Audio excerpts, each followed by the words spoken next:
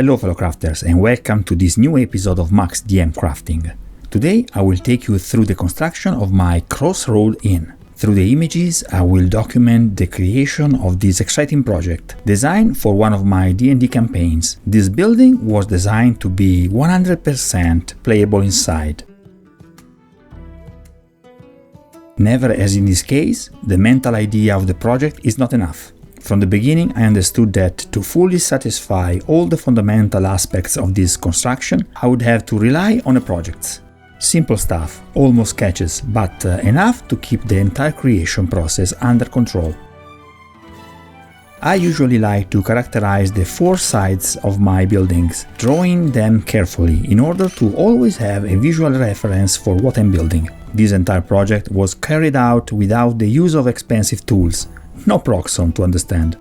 Despite using 90% of XPS foam, I've experimented with other materials on a couple of occasions. The cellar floor, for example, was made with air dry clay, on which I passed a textured pin roll from green stuff wood. To increase the realism and to better fix the clay to the foam, I also used small nails, which I left permanently in the floor.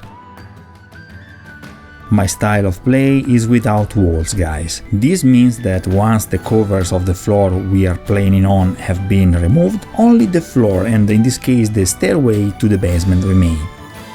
The creation of the external staircase, completely removable and modular, took place by overlapping several layers of XPS foam, as you can see here.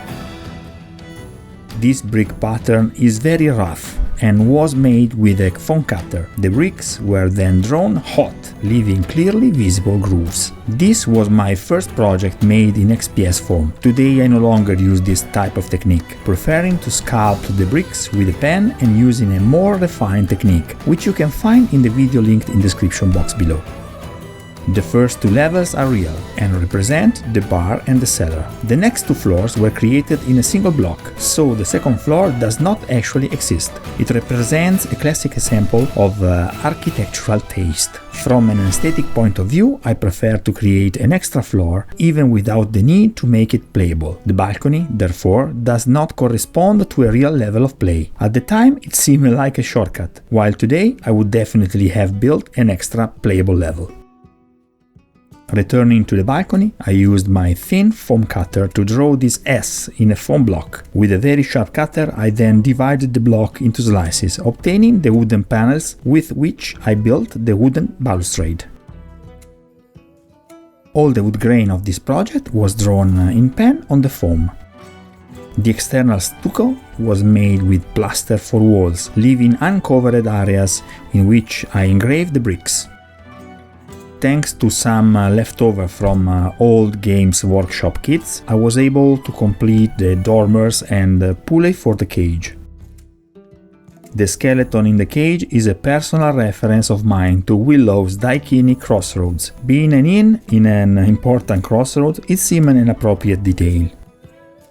Cutting such thin slices of XPS foam with an arch cutter is possible. I recommend you take a look at my video on wood grain linked in the description box below this video. With those slices I was able to create a roof with a classic fantasy curvature. The shingles were obtained with a cutter, which justifies this somewhat generous dimension. The coloring process was all done with a brush. I used the darker basic shades and then lightened everything as I proceeded, up to a final dry brush that brought out all the details on the surface.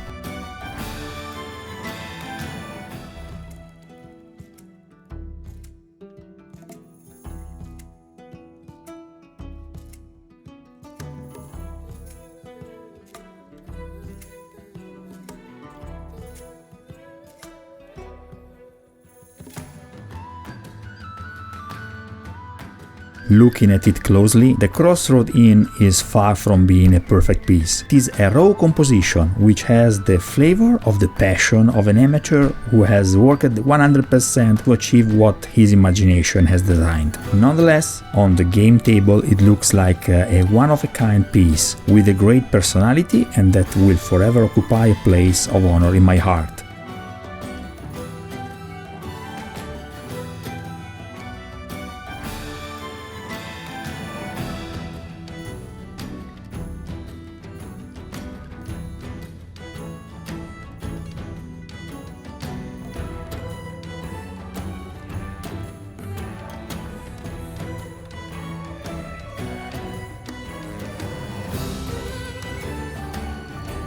Thanks for watching this video. Remember to leave a like, subscribe to the channel and share it with your friends. If you want to continue watching my videos, contribute to this channel on Patreon. You will also find a list of the materials I recommend. That is also a great way to support the channel. Until next time, happy crafting!